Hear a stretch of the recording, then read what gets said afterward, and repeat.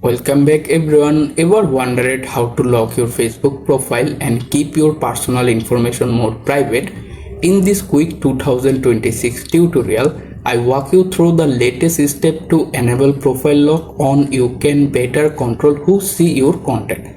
Let's get started. First thing first, open the Facebook app on your phone. After the app is open, look at the top left corner. Here you can find your profile icon symbol. Tap to open it. After this menu, look at the top menu bar. Here you can find the three dots more icon. Click on it to open the profile settings page. Here you can see various options there. Scroll down a little, find the lock profile option, tap on it. Then hit lock your profile option. Wait to complete it. After that, you can successfully lock your Facebook profile. And that's it. If you found this video helpful, thanks for watching. Bye, take care.